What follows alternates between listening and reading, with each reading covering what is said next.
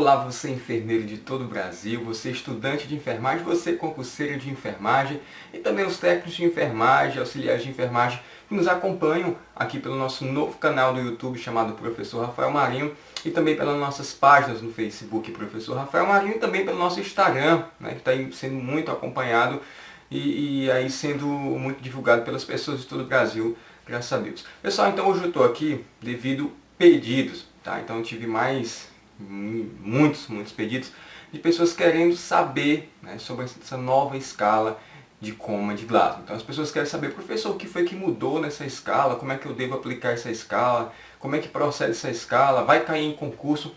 Deixa eu falar uma coisa para você, vai cair em concurso sim essas modificações de nova escala de coma de Glasgow, mas o mais importante disso é a aplicação dessa escala no teu dia a dia, tá? Explicação na nossa prática clínica, tanto intra-hospitalar quanto extra-hospitalar, tá bom? Então vamos comigo aqui acompanhar, tá, o que foi que mudou nessa nova escala de coma de Glasgow. Então primeiro, para a gente entender um pouco a história de coma de Glasgow, tá? Essa escala já tem aí mais de 40 anos, tá? Que foi realizada essa escala, tivemos essa modificação, mas entre esse intervalo aí nós tivemos também algumas outras pequenas modificações. Os responsáveis pela elaboração dessa escala é o Instituto de Ciências Neurológicas, né?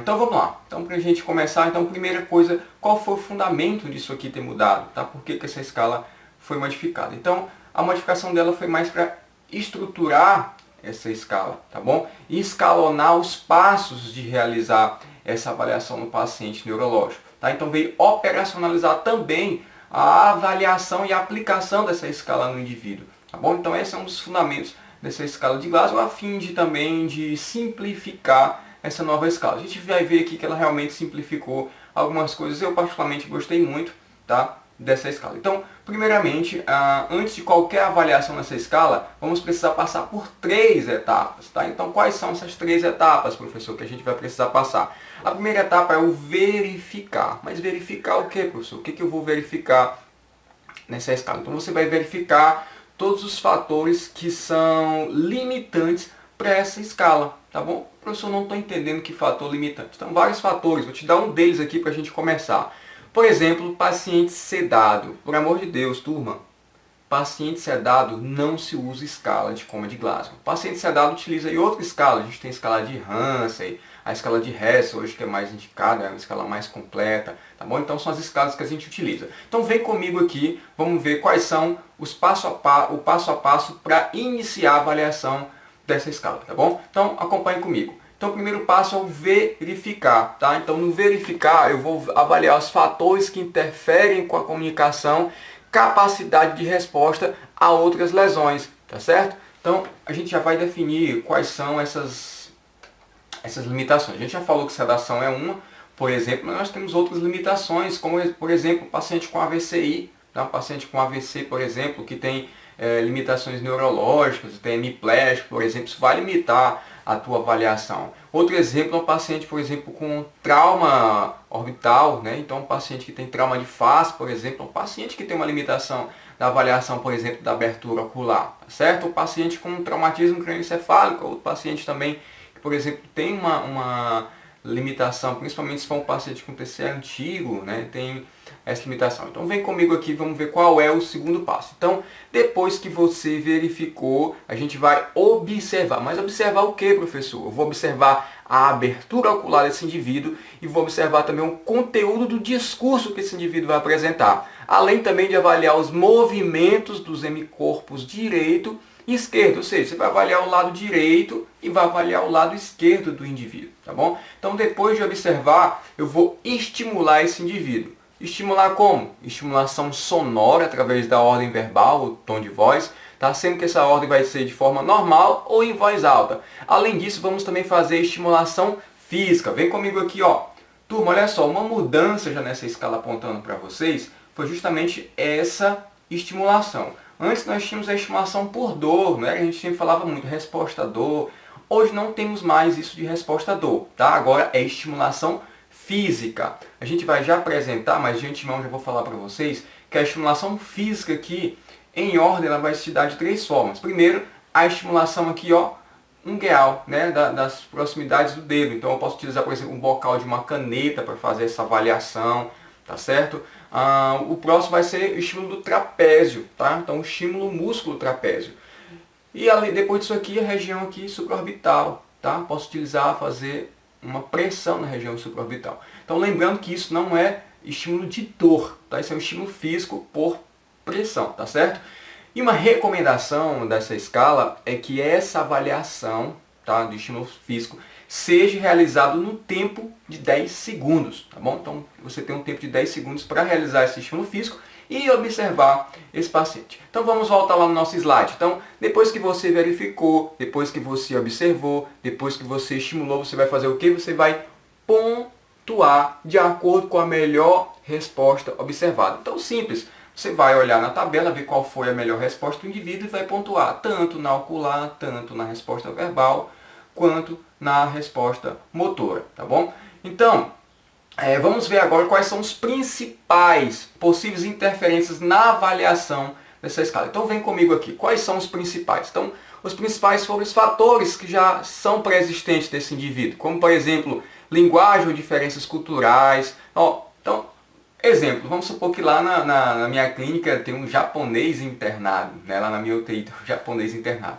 Já conseguiram aí imaginar a dificuldade que eu vou ter de linguística com esse indivíduo, de comunicação? Quando eu falar, por exemplo, lá, seu Matsunagi, por exemplo, levante a mão, ele não vai nem entender o que eu vou estar falando. Então, abra o olho, ele não vai entender o que eu estou falando. Então, essas diferenças culturais devem sim ser consideradas. Né? Outra coisa que deve ser considerada, acompanha com a gente aqui, são déficit intelectual, déficit neurológicos. Né? São indivíduos que, por exemplo, pode ser indivíduo sequelado de AVC de longa data, um indivíduo que possa ter déficit intelectual ou neurológico congênito, tá bom? Então isso deve ser considerado. Outra situação, a perda auditiva ou impedimento de fala. Né? Podemos considerar, por exemplo, um idoso, né, tem presbiacusia, né, dificuldade aí de ouvir, não é verdade? Então, essa dificuldade de ouvir deve ser considerada também no indivíduo idoso ou outros indivíduos. Tá, impedimento de fala, né, também, aquilo que a gente comentou agora há pouco, por exemplo, um paciente com AVC sequelado de longa data, que eu tenho dificuldade de fala, dificuldade de verbalizar, por exemplo, paciente com Alzheimer, por exemplo, que pode estar fásico, não é isso? A afasia transmissiva, a afasia receptiva. Então, isso deve ser considerado, isso vão ser fatores limitantes que a gente vai já tratar como a gente vai observar esses fatores limitantes. Então, vem comigo, observe quais são os próximos fatores limitantes. Então, eu tenho também efeitos do tratamento atual, ou seja, aquilo que a gente comentou agora há pouco, paciente entubado, não dá para avaliar resposta verbal, tá bom? Tratamento, paciente com traqueostomia também não avalio, paciente sedado também não dá para avaliar, tá bom? Eu particularmente fica a minha crítica em relação a isso aqui, essa escala, porque na nossa prática a gente vê muito paciente entubado, por exemplo, responsivo, que você conversa com o paciente, você percebe que o paciente está entendendo, está orientado, ele balança a cabeça aqui sim, ou balança a cabeça aqui não, tá? Ele tenta verbalizar, mas não consegue, e você percebe que o paciente está ali alterado, tá? Tá orientado, desculpa. Então, fica a minha crítica em relação a não poder avaliar esse tipo de paciente. Mas, enfim, para efeito didático, eu acredito que seja melhor, mas, enfim. Vamos aqui, o próximo passo são os efeitos de outras lesões ou lesões, né? Indivíduo que tem fratura orbital, como eu estava falando agora há pouco, indivíduo que tem fratura craniana, indivíduo com trauma crânioencefálico, por exemplo, a gente lembra que um indivíduo com TCE, por exemplo, ele fica com aqueles olhos de guaxinim, né? Um sinal clássico de TCE, onde vai aí impedir a abertura ocular e, logicamente, vai impedir essa avaliação. Paciente que já tem disfasia, a gente tratou também, pode ser um exemplo aqui, paciente hemiplégico, né? Sequelado de AVC de longa data, por exemplo, eu tenho que ter cuidado na hora dessa avaliação desse paciente, tá bom? Até porque eu saber qual lado eu vou avaliar o paciente que está hemiplégico à esquerda? Não, se for, vou ter que avaliar a direita, tá bom? Então tenho que estar ligado nessas limitações. Outro paciente, por exemplo, que não dá para avaliar, né, normalmente paciente, por exemplo, com trauma raquimedular, é outro fator limitante. Imagina só você um paciente com trauma acima de C3, C4, C5, o paciente vai estar aí paraplégico, então você tem que ter cuidado na hora dessa avaliação desse tipo de paciente, tá bom? Então esses são fatores limitantes, tá? Fatores de interferência na avaliação da escala. Lá na frente a gente vai tratar como a gente vai avaliar esses fatores aí, tá bom? Então, aqui mostrando para vocês, tá? Locais de estimulação física, como a gente já tinha comentado. Então, os locais são pressão de extremidade dos dedos, tá bom? Pinçamento de trapézio e incisura supraorbitária, tá bom? Essas três regiões, detalhe, essas três regiões devem ser avaliadas nessa ordem, tá bom? Nessa ordem. Primeiro, pressão de extremidade de dedos, segundamente, pinçamento de trapézio, terceiro, a incisura aí supraorbitária, tá bom? Então, nessa ordem a gente tem que avaliar.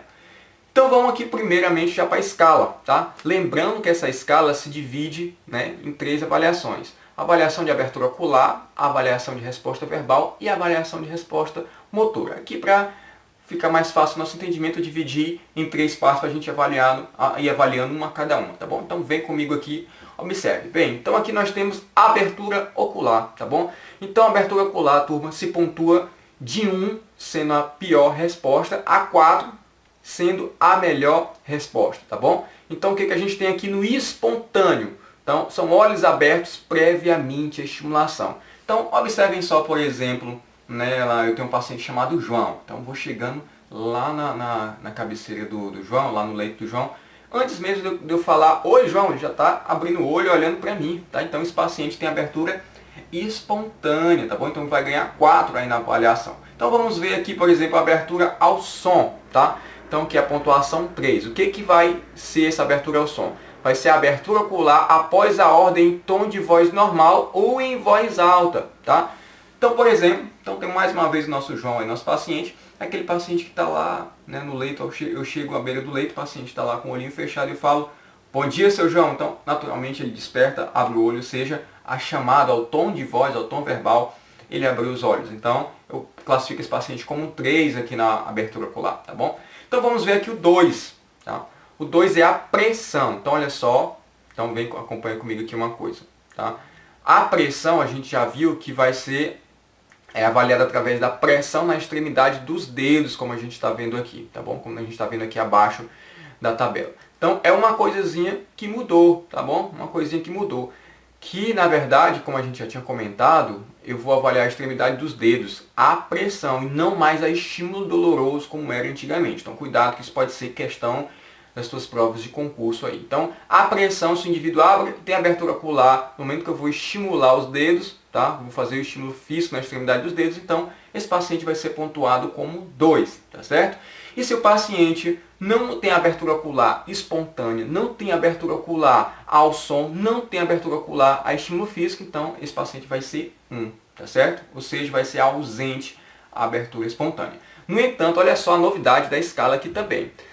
Caso esse paciente tenha algum fator que limite, de impedimento da aplicação dessa escala, ele vai ser colocado como NT, ou seja, não testável. Professor, qual é o exemplo? Aquilo que a gente falou ainda agora, né? Paciente, por exemplo, com edema na região supraorbital, com trauma na região supraorbital. Outro exemplo pode ser aqueles pacientes de pós-cirúrgico das cirurgias de bucomaxilo, por exemplo, o paciente fica com um edema de face considerável, que fica difícil a abertura ocular, então não dá para avaliar esse tipo de paciente. Tudo bem? Então vamos passar para a nossa segunda avaliação, a segunda parte da escala, que é resposta verbal, tá bom? Vem comigo. Então na resposta verbal, eu tenho a melhor resposta como 5 e a pior resposta como 1, tá bom? Então, resposta verbal, o que é o indivíduo orientado, que é o indivíduo de pontuação 5? É aquele indivíduo com resposta adequada relativamente ao nome, local e data, tá bom? Então, aquele indivíduo que eu chego, seu João, tudo bom? Vamos continuar aqui com o seu João, nosso paciente. Seu João, tudo bem? Ele, tudo bem. Qual é o seu nome completo? Ele diz o nomezinho dele, ele diz onde ele mora, ele diz que data é hoje, tá bom? Isso é interessante, então o paciente orientado vai ganhar 5 aí na avaliação. Mas é importante a gente primeiro orientar o paciente. Em que sentido, professor? Vou te explicar uma coisa. Imagina só um paciente aí com 2, 3 dias, vindo de uma intubação orotraqueal, dentro de uma UTI, paciente sedado, e aí ele foi entubado hoje, por exemplo. O paciente perde a noção do tempo, ele não sabe quanto tempo ele passou entubado, ele não sabe quantos dias ele está internado na UTI.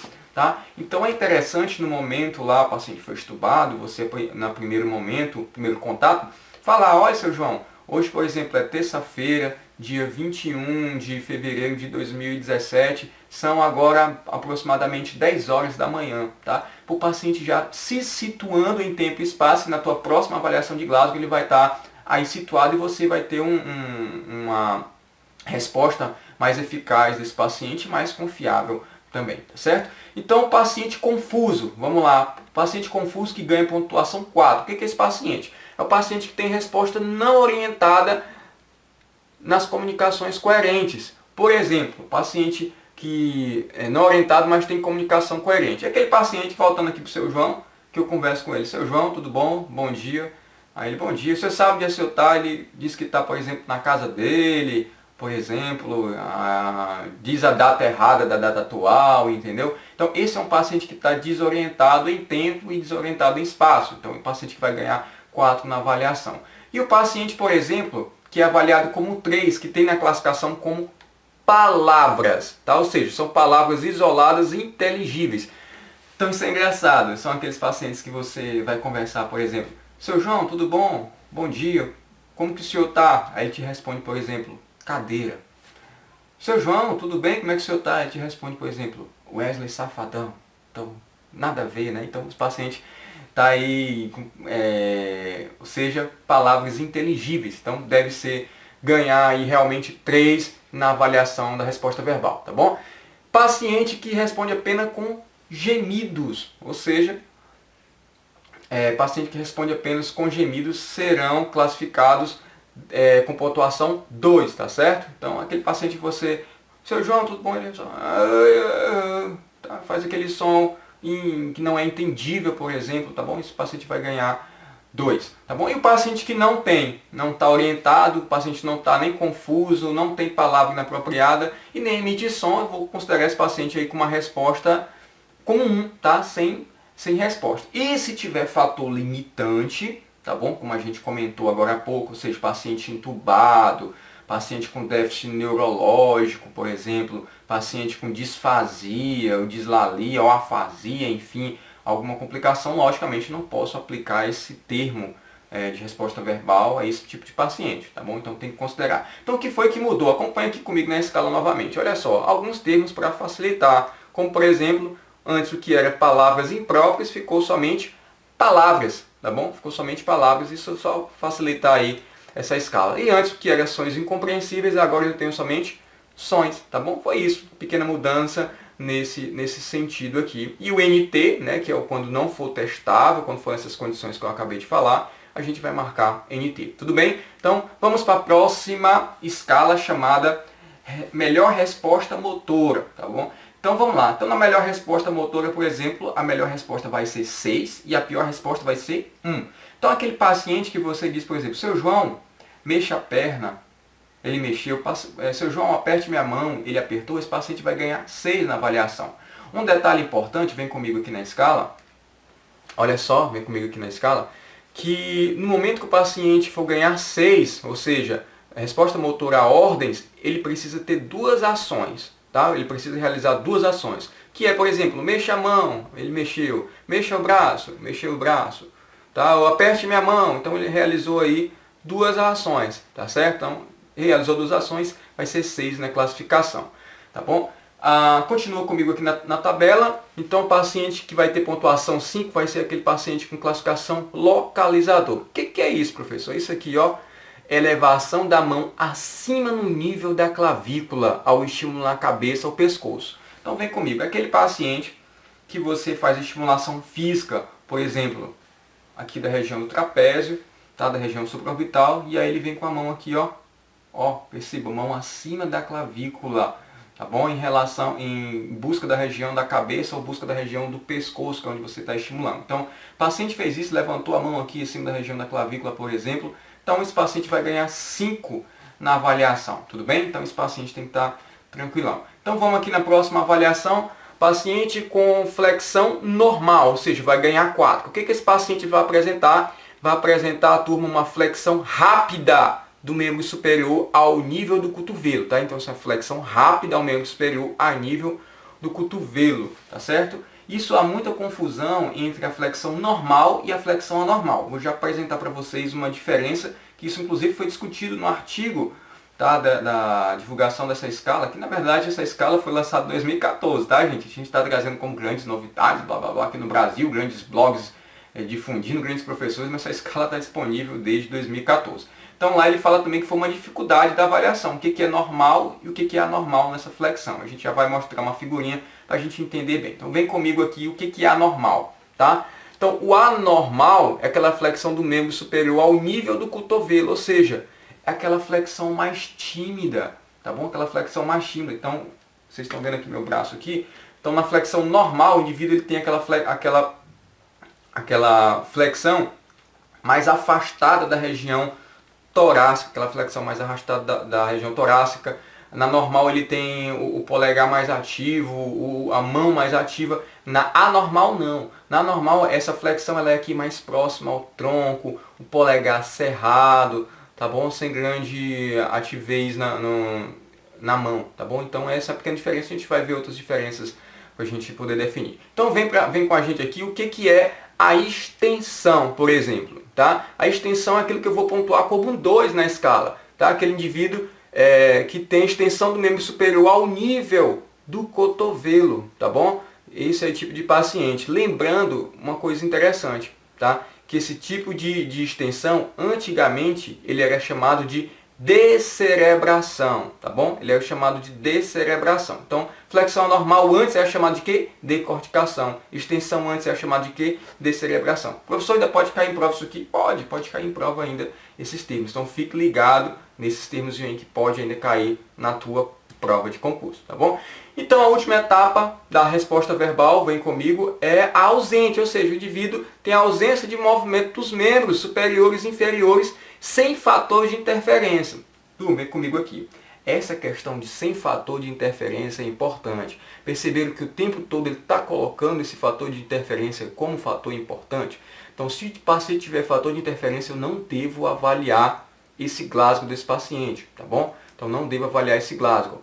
Então, vem comigo aqui e vamos observar algumas coisinhas. Por exemplo, olha a diferença, aquilo que é uma flexão anormal e uma flexão normal. O que é anormal? Então, aquela flexão mais lenta, tá? Estereotipada, ou seja, aquilo que eu comentei com vocês agora há pouco. A aproximação do braço relativamente ao tórax, ao tronco, tá? Ele vai ter uma rotação aí de antebraço, ou seja, ele pode ter o cerramento do polegar e extensão de membro inferior, tá certo? E o que é a flexão normal, professor? É aquela rápida, né? Aquela variável, ou seja, eu tenho um maior afastamento do braço em relação ao tórax, tá? E relativamente ao corpo, tá? Essa é a pequena diferença em flexão anormal e flexão normal que dá na nossa avaliação diária para saber qual a diferença de um para outro. É bem tranquilo, basta você ter essas orientações aí, tá bom? Então, para a gente aí ficar mais tímido com essa escala, vamos ver uns estudos de caso aqui para a gente responder,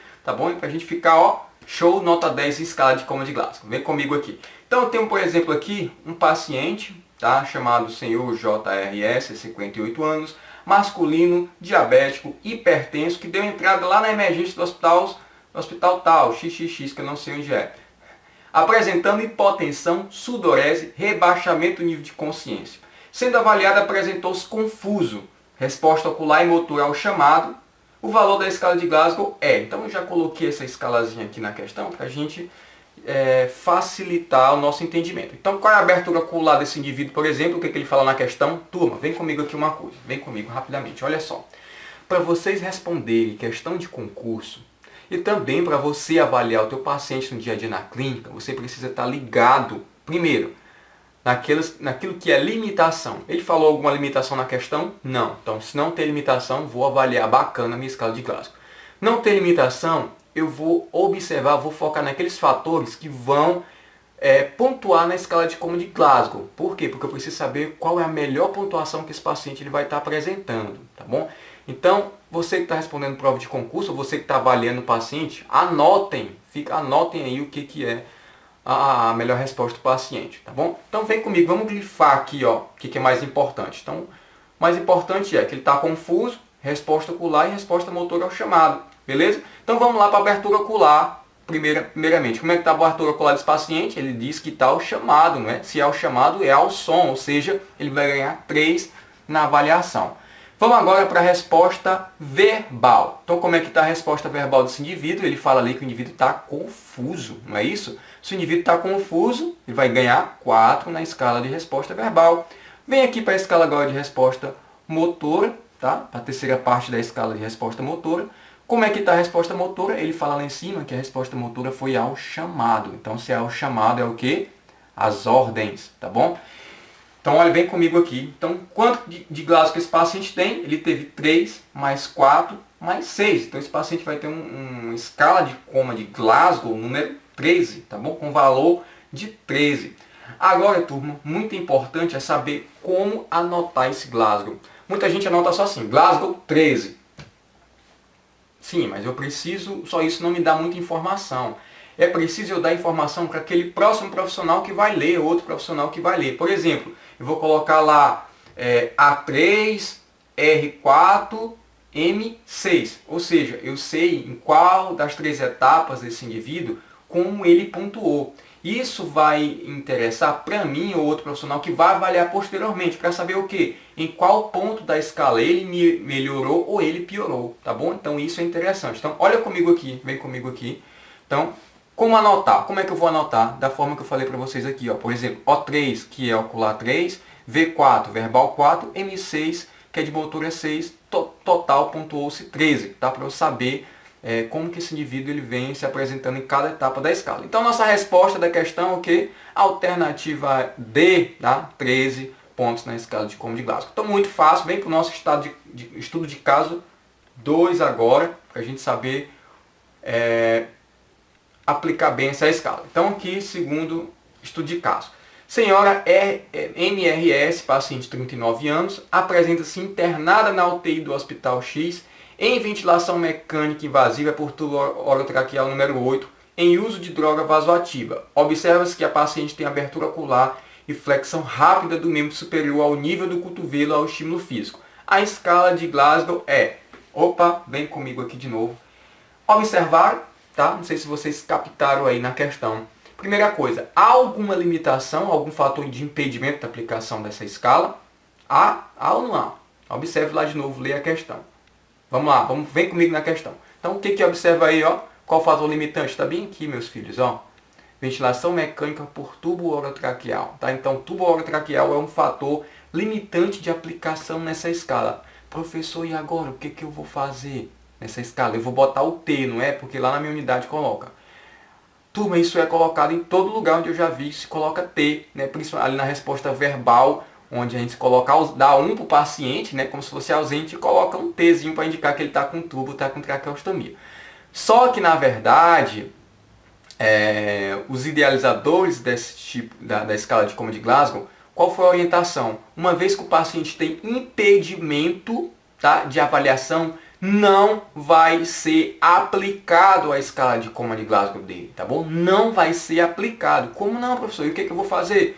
Ou seja, você não vai dar resposta de Glasgow para ele, ou seja, você não vai dar a conclusão final, você não vai dar nota da escala de Como de Glasgow para ele, vai ficar sem nota, então não dá para avaliar, porque a avaliação não vai ser uma avaliação fidedigna. No entanto, você vai classificar, tá? Você vai dar nota para ele naquilo que é pertinente. Por exemplo, vem comigo aqui, a abertura ocular, como é que está a abertura ocular desse indivíduo, onde é que ele fala ali, ó, abertura ocular e flexão rápida do membro superior. Então, abertura ocular é o quê?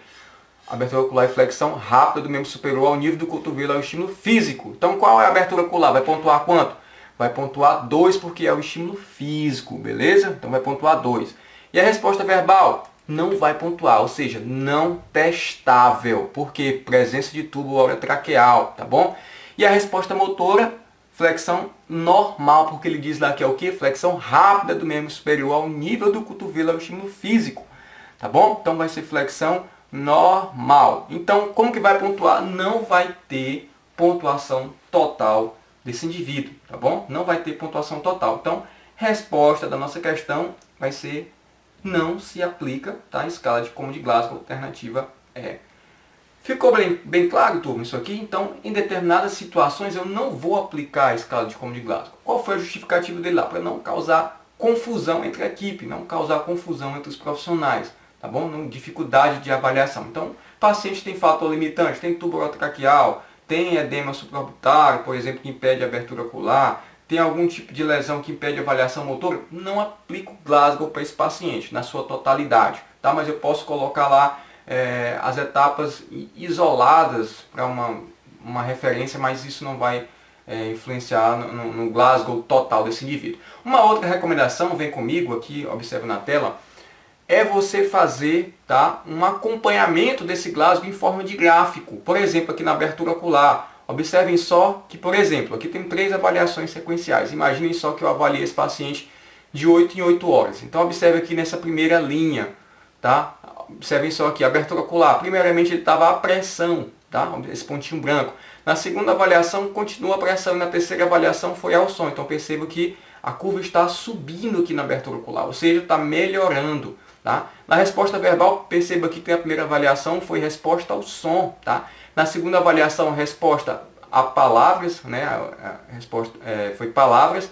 E na terceira avaliação também palavras, ou seja, então o paciente está se mantendo. Na resposta motora, foi sempre melhorando. Ó. Então observe aí a subida dessa linha. Primeira resposta foi flexão anormal, segunda resposta teve flexão normal. E na última resposta, localizador, tá bom? Então percebam que com esse gráfico eu consigo ver a evolução, ou seja, porque o gráfico a linha vai subindo, ou a involução, porque vai descendo. Então, de forma visual, isso ajuda muito a compreensão da escala de Coma de Glasgow, tá bom? Então, uma outra coisa interessante, que colocado na escala também, que isso já vinha de outras escalas anteriores, é a classificação do traumatismo crânioencefálico pela avaliação do Glasgow, tá bom? Pela avaliação do Glasgow, onde nós temos aí, vem comigo aqui, um indivíduo com escala de Coma de Glasgow de 15 a 13, significa que ele tem uma lesão leve, tá? É um TCE leve. Um indivíduo com uma escala de Coma de Glasgow variando de 9 a 12, um indivíduo que tem uma lesão moderada, e um indivíduo que tem uma escala de Coma de Glasgow menor ou igual a 8, é um indivíduo que tem aí uma lesão grave, tá bom? Um TCE grave, tá bom? Pessoal, então é isso que a gente tinha para mostrar para vocês sobre escala de Coma de Glasgow, tá? Espero ter tirado algumas dúvidas de vocês em relação a algumas avaliações, a alguma dessas mudanças na escala de Coma de Glasgow, tá bom? Então quero deixar para você, tá? Vire um seguidor nosso aqui do YouTube, se inscreva aqui no nosso canal do YouTube, isso é importante para você receber demais vídeos, para você receber demais orientações, dicas de concurso, dica para a tua prática clínica diária. Então se inscreva aqui no nosso canal, siga também a nossa página do Facebook, tá? Professor Rafael Marinho, coloca lá, siga, curta, nos acompanha, e também o nosso Instagram, tá? Professor Rafael Marinho, vai lá, nos acompanhe também, seja nosso seguidor e receba dicas diárias, né, postagens, enfim, nos acompanhe, tá bom? Imensamente grato aí a atenção de todos vocês, tá bom? Até o nosso próximo vídeo, e vou deixar com vocês aqui, ó, a referência para quem quer, tá? Para quem quer se aprofundar mais nessa escala. Você pode ir lá no site www.glasgowcomascale.org, tá certo? E aí você fica sabendo mais dessa escala, tá bom? Pessoal, muito obrigado. Até o nosso próximo vídeo. Fiquem todos com Deus.